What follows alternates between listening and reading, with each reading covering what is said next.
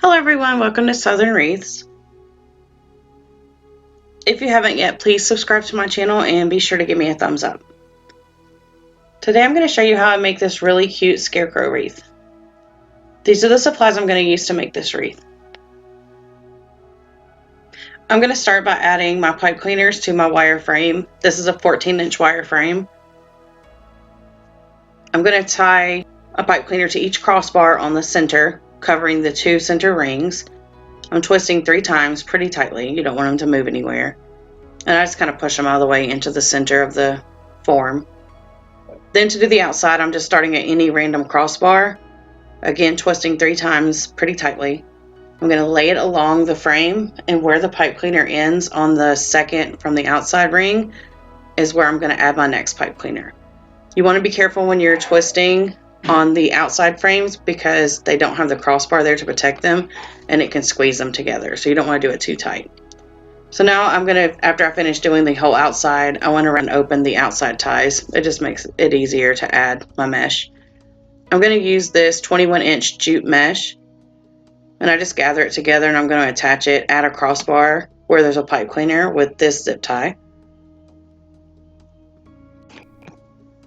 This was a custom wreath, so I want to be sure I use zip ties to make sure the mesh doesn't come loose at any point, and then I'll just trim everything away. I like to tuck the mesh to the back before I trim it, away from the excess away. Sorry, just to keep it pushed to the back of the wreath. All right, now I'm going to do my poofs. I always like to do a poof base. You don't have to. I just personally like to do poof bases. It just gives it lots of depth, like makes it super thick.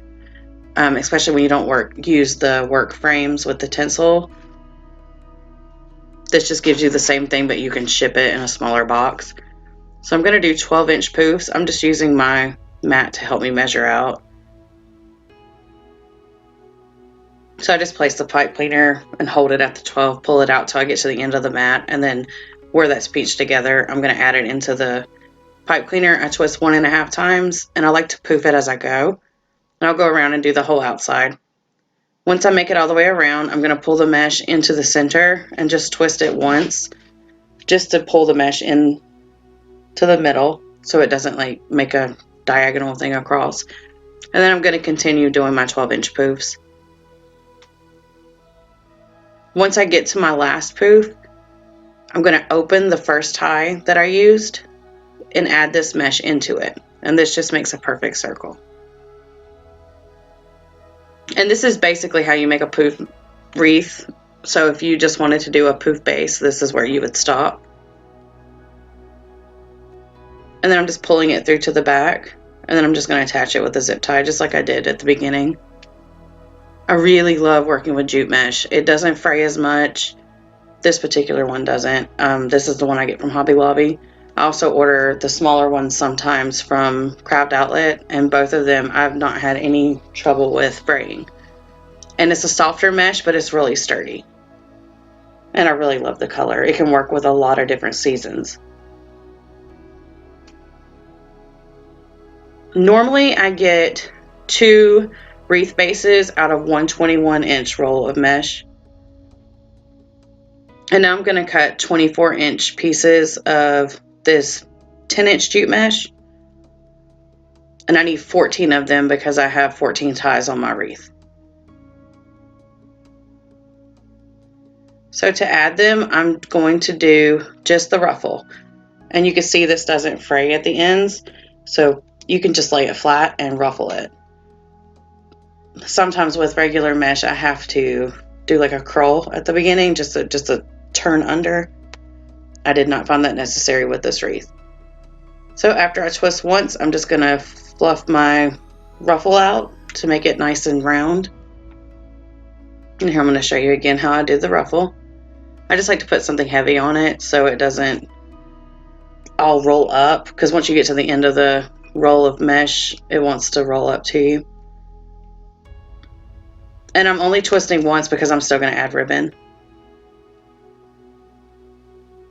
But you want to twist pretty tight because I'm not going to open these to add the ribbons in, so you want everything to be nice and tight. And to do the outside, I'm doing the same thing.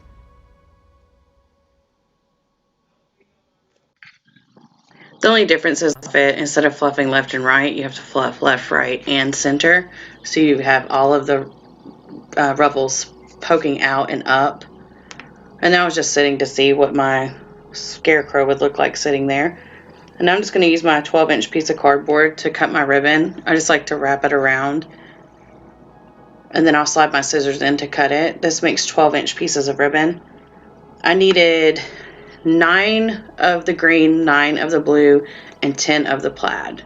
I think that's the ones I did. Because I needed 28. Because I'm only doing 2 per section. And then after I cut everything, I'm going to dovetail the ends. So I just fold it and then cut from the metal part, the wire, to the crease at an angle.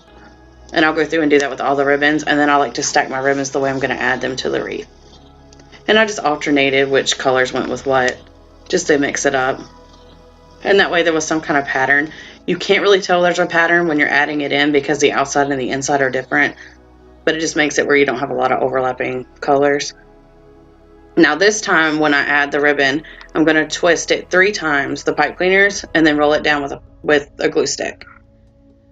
For the ones I'm showing you right now, the ribbons, I'm only fluffing them out to the outside because that's where I'm going to put my scarecrow. So I just fold it in half, find the center, crease it. Then when I open it, I pinch at that crease.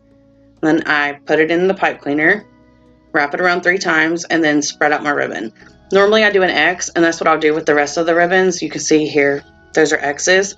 I just wanted the ribbon to be shown behind the scarecrow, so that's why I had it poke out to the side. And then to do the outside ribbons, I do the exact same thing. But again, I wanted this ribbon to really poke out from behind where I'm going to put the leaves and stuff. So I'm just pulling it out to the edges of the wreath.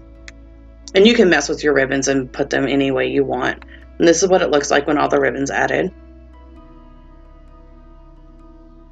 I decided to add my scarecrow before I added anything else, just so I didn't get a lot of stuff put behind where he was at. This particular scarecrow had a scarf. I was going to just connect it to the scarf, but it was kind of loose. So I just stuck it through his little back part of his overalls just to get a really good grip on it. And this is just a pipe cleaner.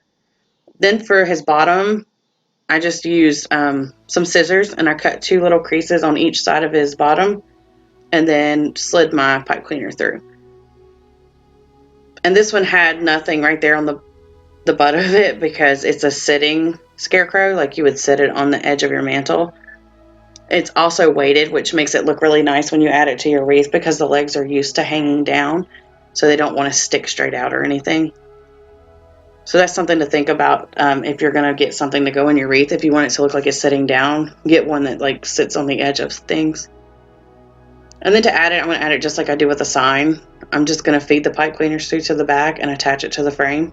If anyone's interested in following me on social media, you can find me on Instagram at Southern Wreaths More, on Facebook at Southern Wreaths, and I also have a Facebook group called Southern Wreaths and More. I also have all of these links in the description below. Once I get my scarecrow where I want him placed, like on the wreath, that's when I'll twist my ties to the frame. But if you go ahead and push your pipe cleaners to the back, it'll make it easier when you're positioning what you're adding. And I usually twist it 3 or 4 times, and then once I'm done with the wreath, I'll go back through and tuck the pipe cleaner away so it's not sticking out of the back. He's just so cute. They have tons of them at Hobby Lobby, all different styles. They even have the leopard print that's in right now for fall. So if anyone's looking for something like that, you could do the leopard print on a wreath like this. So these pumpkins I got from Hobby Lobby. They're all slightly different colors because I took yellow paint to one of them and then a darker stain to the other, but I lost the footage of me recording that. So I basically just took yellow paint and painted the pumpkin and then wiped it away with a cotton ball. And then with the stain one, I did the same thing. It just made one slightly lighter, one slightly darker. And then to add the pipe cleaner, I'm just using a staple gun and hot glue, and I'll let that dry completely before I add it to the wreath. I'm doing the same thing that I did with the scarecrow. I'm tucking the pipe cleaners through to the back of the wreath and then wrapping that around the frame. I wanted to space the pumpkins, but I really wanted you to be able to see them. So you can play around with what you want to add. You can add different sizes or completely different colors.